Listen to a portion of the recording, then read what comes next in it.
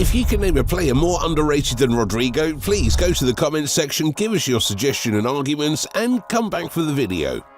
The Brazilian is easily the most underrated top player in the world, I mean by far. Because when we talk about Real Madrid's attack, whether it's in the Benzema era or the Mbappé era, we always overlook Rodrygo. But now, after proving his worth in yet another season for Madrid, we ask the burning question, can he become the scariest left winger in the world?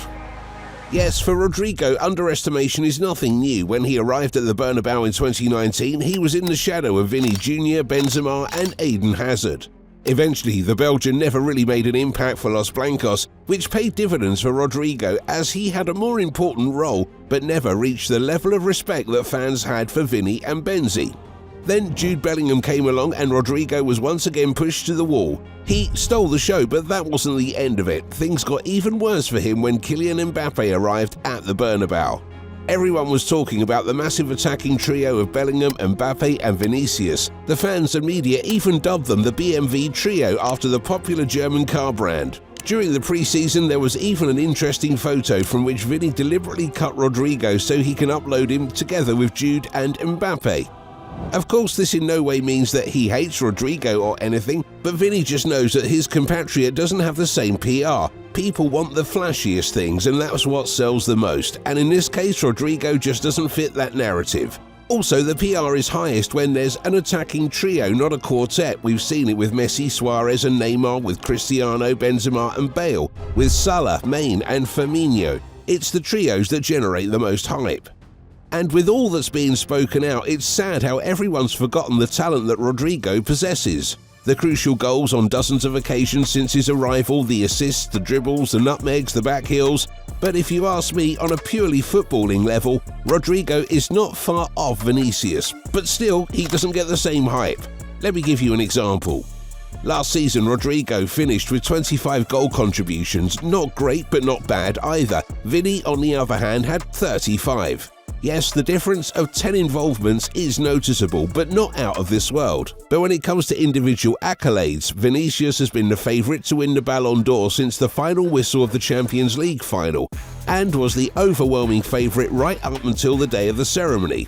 Rodrygo, on the other hand, was not even in the top 30 in the Ballon d'Or rankings. Can you believe it? He didn't even receive a nomination. Literally, one of the most scandalous facts in world football in my book. And if you want to break down the stats, it gets even worse. The difference between their La Liga stats is 5 to 20 contributions for Vini and 15 for Rodrygo. In the Champions League, the numbers were even closer, 10 for Vinicius and 7 for Rodrygo. In terms of important goals, yes, it's undeniable that Vini was hugely influential for Madrid against Bayern Munich in the semi-finals, but Los Blancos would never have reached that stage without Rodrygo, who scored twice in both legs against Man City.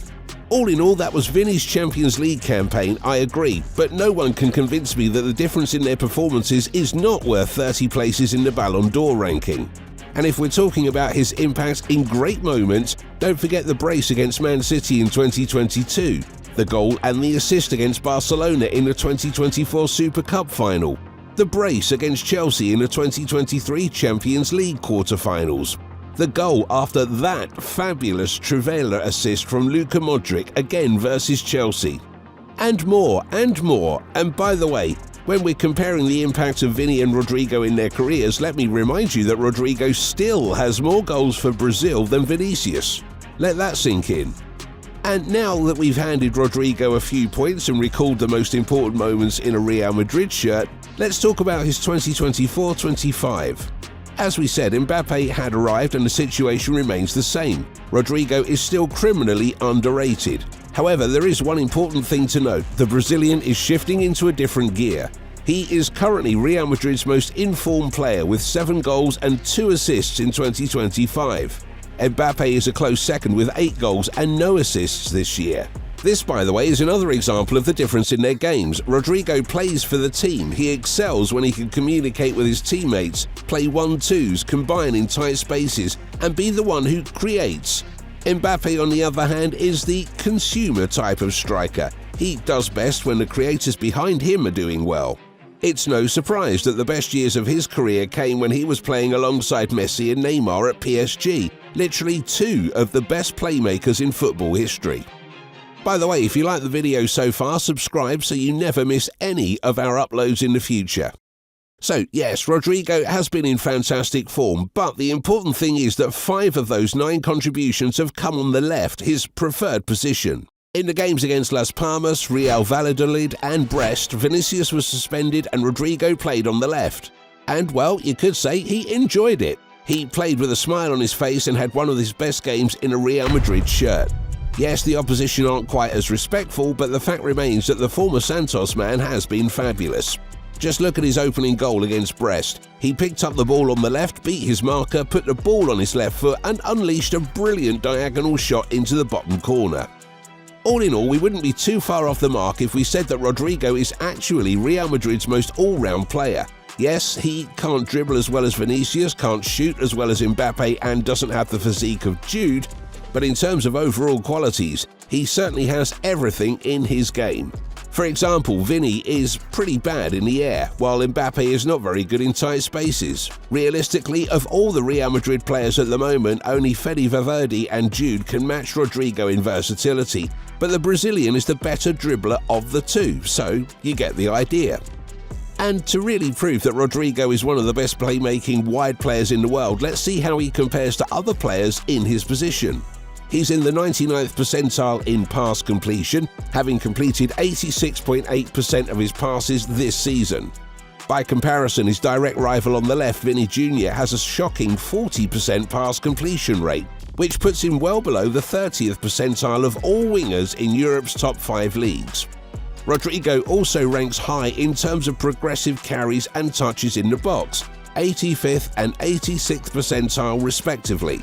The situation with Vini is also excellent as he is considered one of the best ball carriers in the world. When it comes to defending, however, Rodrygo beats his direct opponents at everything. Yes, most of his defensive stats are not in the green zone, obviously, because he is not a fullback or a centre-half, but he does quite well in that part of the pitch, tracking back and helping either Lucas Vázquez or Ferland Mendy. Rodrygo ranks in the 33rd percentile for interception, 25th for clearances and, surprisingly, 76th for blocks, which is probably the most obvious evidence of his defending efficiency. Now let's see how Vini compares.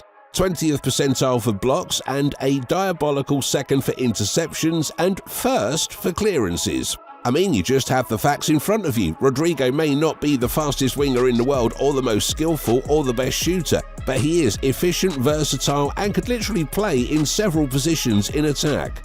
Imagine putting Vini on the right wing. I can assure you that he would need at least 3 to 4 months to get used to it, let alone be as good on the left. Rodrygo, on the other hand, has had to play on the opposite flank for his entire career at the Bernabeu, simply because everyone thought Vini was the better footballer of the two. Look, I really don't have the rights and facts to say that Rodrygo is 100% the better player, but you can't just ignore his stats. 18 contributions in 2021-22 and that brace against Man City. 29 in 2022-23, 25 last season, and 21 already this campaign. Yes, he is currently on the verge of his best season ever at the Bernabeu, and with the confidence he is going through in 2025, it's safe to say that he will be eager to play a pivotal role for Madrid against their favourite Champions League opponents. Now, before we reach the end, please give your honest opinion on the Rodrygo topic, or if you're a fan of another club, let us know whether you will pay the big bucks to have him in your team. Share with us in the comments below. And also don't forget to like and subscribe, and if you want to learn more about Mbappe's revival, just click on our latest upload. Catch you there.